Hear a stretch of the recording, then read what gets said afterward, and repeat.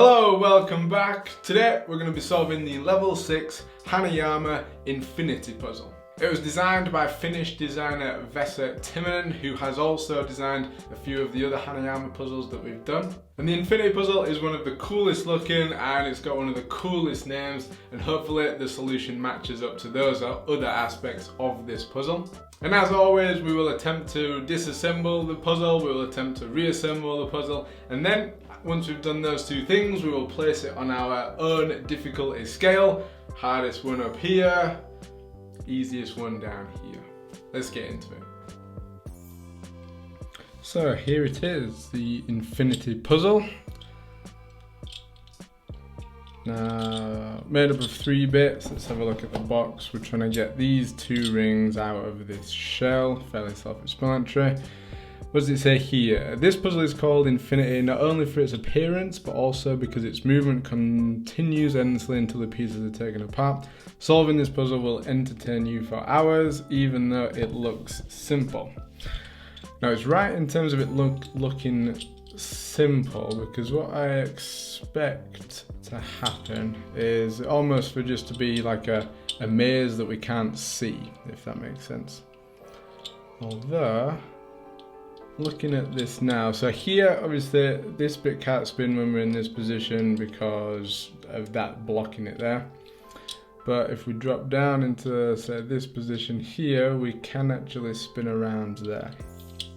So there's no doubt the solution's going to be sort of moving this one here, twisting that up there, and then seeing what sort of movements you've got and just moving it around, essentially through its maze, if you like. So let's try and find our way through that maze, shall we? To start with, it seems like the only movement is in this piece here, the non-infinity piece. It can go all the way down to here. Now I'm sort of trying to have a look inside the puzzle. So in here, there's lots of different grooves, there's lots of different, I'm guessing, possibilities for sort of each bit to slide apart. But when we're down in this position here, we can't, nothing else moves. This doesn't twist, this doesn't twist. But if we come halfway up into this gap there, we can twist there. As far as I can tell, each piece can go up and down and each piece can twist. So we are fairly limited in the actual positions that we can get to, movements that we can do. So far we can't get anywhere. The only movement that seems to happen, or want to happen, is this bit dropping down, twisting anti-clockwise, and then nothing. Okay, so that's interesting as well. So obviously up here you've got a full circle here, and then that's breaking into the circle on this side. But if we flip it around, it's the other way around. The whole circle is on this side, and it's breaking into this circle on the right hand side. Now it must be a case to actually separate these 2 pieces that they slowly come apart from each other. So here we'd sort of progress and then come away, progress, come away until those 2 pieces separate.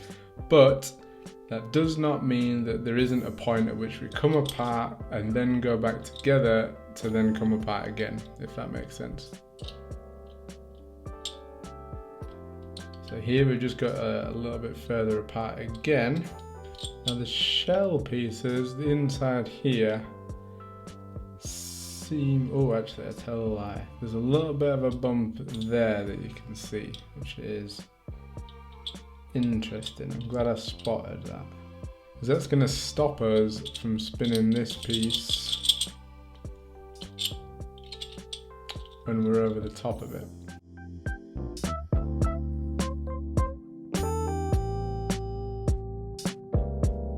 So here what I'm trying to do is essentially just try every variation of where each piece can go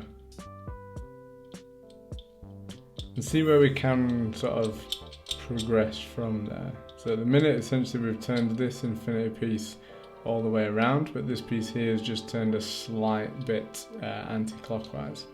So now, because of that piece in there blocking this piece, I can now see from the shapes on the inside that this infinity piece has to be down in this position if we're to progress from here. If not, then we may have to just take a step back before we go forwards again.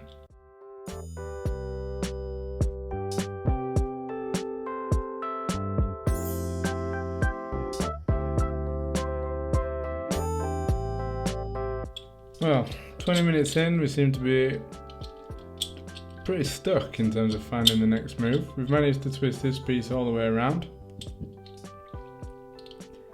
but I can't find the next move. I've been backwards. I think I've tried, well, I feel like I've tried every combination of every sort of order and twist and everything with each piece. Obviously not, because I'm stuck and I haven't solved it. But I'm confused now as to where to go next.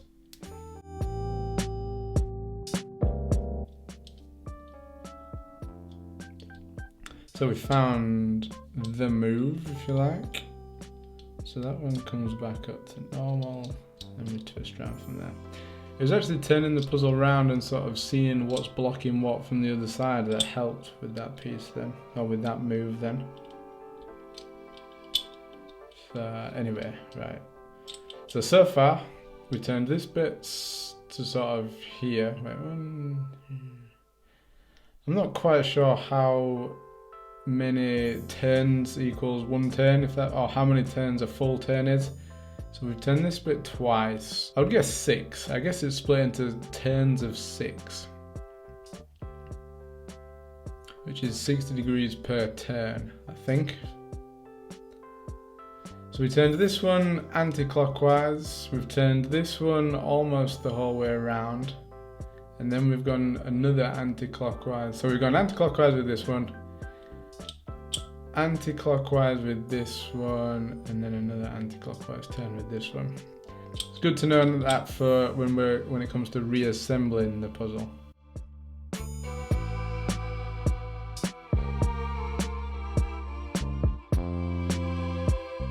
So now we seem to be coming back clockwise with this piece.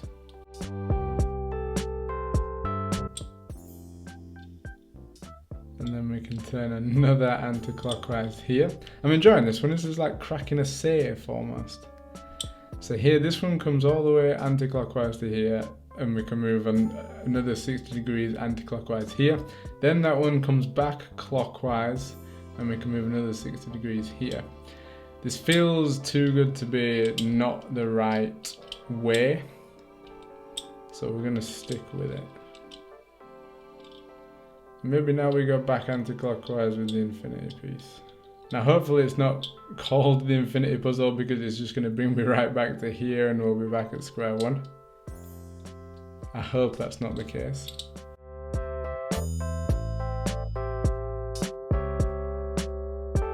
I'm a little bit worried now that we've turned that one again, that is going to be the case. Because we're just sort of repeating the same moves.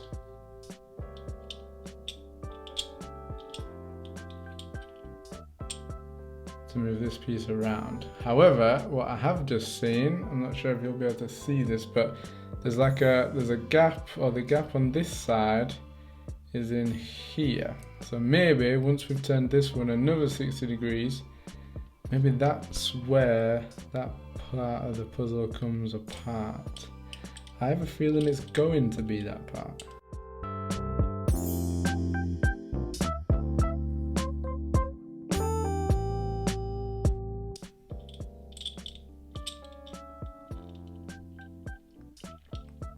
There it is. And that, I think, should be the infinity puzzle. Oh, wait. We've got to line this piece. So we've got to work it around. We've got to spin it all the way around to here.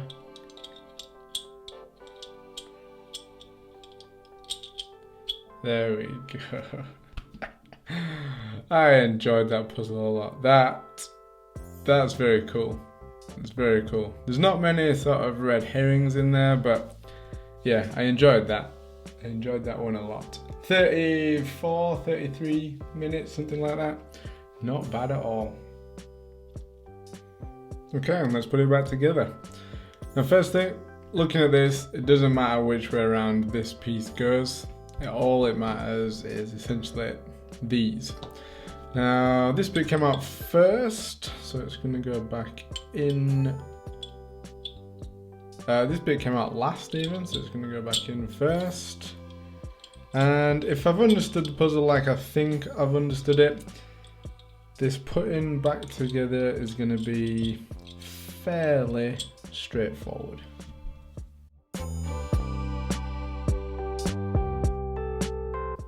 Tell a lie, it does matter which way around these two pieces go.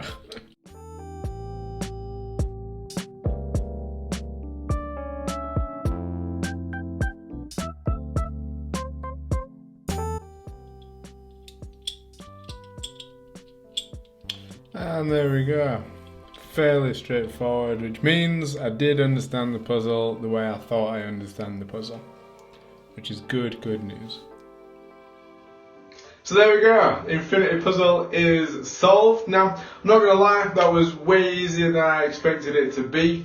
It's still solved in the way that I expected it to solve. Two pieces, almost like an invisible maze, running around each other. However, I expected a little bit more in terms of difficulty. Now maybe that was possibly in the form of like a certain move that repeated itself forever, hence the name Infinity Puzzle. Or maybe like you could go down the wrong route and you had to sort of backtrack, but there didn't seem to be a wrong way to do it. Essentially, once you figure this out, it's relatively simple. It's very simple to actually solve. You twist the infinity piece round, you move the other bit along one, you twist the infinity piece back, you move it along another one, twist it back, move it along, twist it back, move it along, until you've essentially moved it round the whole way and it then fits on the gap in the shell piece. Now, having said all that, I genuinely really enjoyed solving that puzzle. So it's nice to have figured out the solution and then to find out that you're actually right in that theory. So all in all, a very enjoyable puzzle, but not as hard as a level 6 in my opinion. Now where does it rank on our difficulty scale? Now, it's not going to be sort of top row, hourglass, vortex, UFO, equa level. It's going to be a bit lower than that. So we're going to start at the puzzle that we did last before this one, which was the level 5 radix puzzle. Now, the Infinity Puzzle is easier than the level 5 radix puzzle. Now the cylinder puzzle is very similar to it. It's almost like a blind sort of safe combination element to solving it. But the Infinity Puzzle is actually easier than the cylinder in my opinion, purely for the reason that there is 3 pieces in the cylinder that you have to move around and get in the right position and in the right combination before it solves, as opposed to 2 in the Infinity Puzzle. The padlock, I'm never sure where that should go because it was the very first puzzle I did.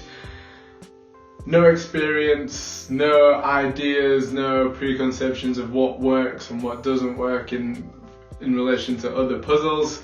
So I'm going to say the Infinity Puzzle is easier than the padlock. The H&H is next. It's still probably easier than the H&H, purely because the variety of movements in the H&H, and essentially the solve in terms of there's a routine that you follow is very similar, but the variation on the H&H puzzle is enough to make it harder than the Infinity Puzzle in my opinion. Now the dial puzzle, the level 4 dial puzzle, again I think is going to stay above the Infinity Puzzle purely because you have to, in the dial puzzle there's a point that you get to where you have to go backwards before you can go forwards. And you can almost literally, I mean the dial can almost be named the Infinity Puzzle as well, because there is a point where you twist the dial and twist the dial and it just repeats the same position every single time. Now maybe that's the thing that should happen. Maybe the dial and the Infinity Puzzle should just swap names.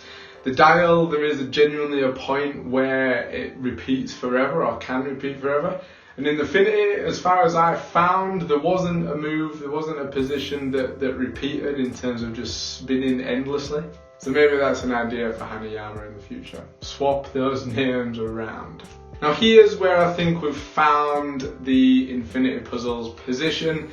which is just above the nutcase. The nutcase is one of those puzzles again which sort of solves exactly how you expect it to solve when you're coming into it blind. Although it requires a lot of precision for the nutcase, and I think when I first did it, it was one of the first ones I did, maybe like the third or fourth one that I did, and it probably did take longer. However, the infinity puzzle is probably a bit tougher than the nutcase. So that is where the level 6 infinity puzzle is going to sit. Above the level 6 nutcase, but below the level 4 dial.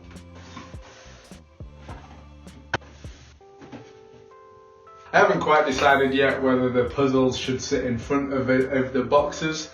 Let me know in the comments below if you think they should, or if you think just the boxes is enough. So there we go. Thank you very much for watching me solve the infinity puzzle. Let me know if you agree with its ranking. Should it be higher? Should it be lower? Did you spot the solution before I did? Let me know in the comments below. And if you want to see me solve some more of these Hanayama puzzles in the future, and if you want to see the step-by-step, easiest to follow, best solutions for each puzzle, then you can click my face just there to subscribe. And I will see you next time. Peace!